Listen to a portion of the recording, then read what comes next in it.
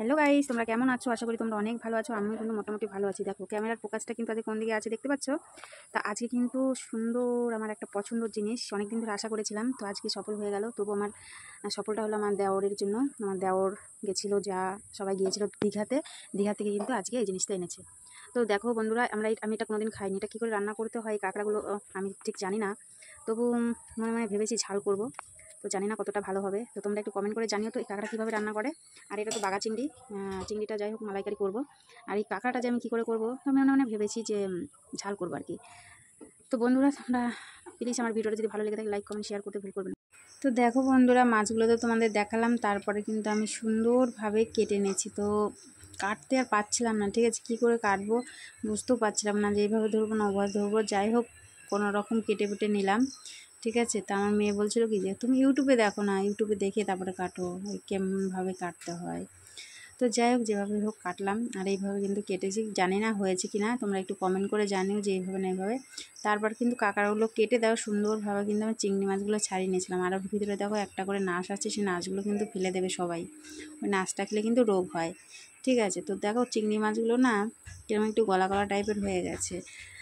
তো তবু এনেছে সুন্দরভাবে, যত্ন করে এনেছে, দেওয়ার ভালোবেসে দিয়েছে, তার সেটা তো রান্না করতে হবে। তো দেখো কেটে বেছে কিন্তু আমি ধুয়ে সুন্দর করে নিয়ে এসেছি। তো দেখো তো বাছার পরে কিন্তু চিংড়ি মাছ দেখা যাচ্ছে এতগুলো, তারপরে দেখো কটা হয়ে গেছে। আর এই পাশেরগুলো কিন্তু কাঁকড়া মাছগুলো সুন্দরভাবে গরম জল দিয়ে ধুয়েছি।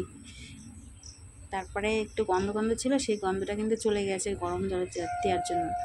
তারপরে লবণ লাগিয়ে সুন্দরভাবে ভেজে নিয়েছি। দেখো আমি তোমাদের কাছে রান্নাটা পুরোটা শেয়ার করিনি, কিছুটা শেয়ার করলাম।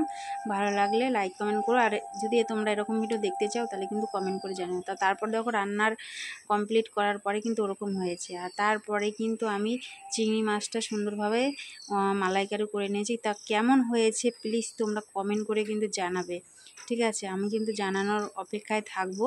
আর যদি তোমরা জানাও আমাকে, প্রচুর প্রচুর ভালোবাসা দাও এই ভিডিওটায়, তাহলে আমি কিন্তু এরকম ভিডিও প্রত্যেক দিন তোমাদের সাথে কথা দিচ্ছি, প্রত্যেক দিন কিন্তু তোমাদের সাথে শেয়ার করব, ঠিক আছে। তো যেমনই পারি আমার বাড়িতে যাই রান্না হোক সেটাই শেয়ার করব।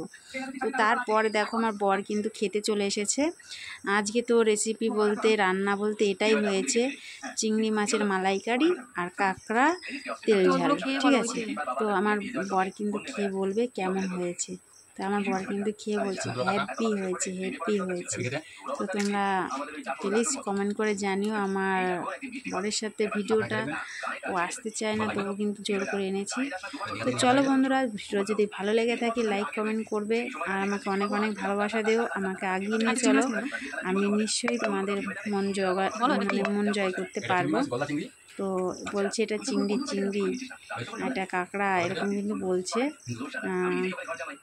তো চলো বন্ধুরা, ভালো লাগলে তোমরা ভালো থাকবে, সুস্থ থাকবে। আর আমার ভালো থাকার জন্য তোমরা একটু ঠাকুরের কাছে প্রার্থনা করো, যেহেতু আমার একটু প্রবলেম আছে।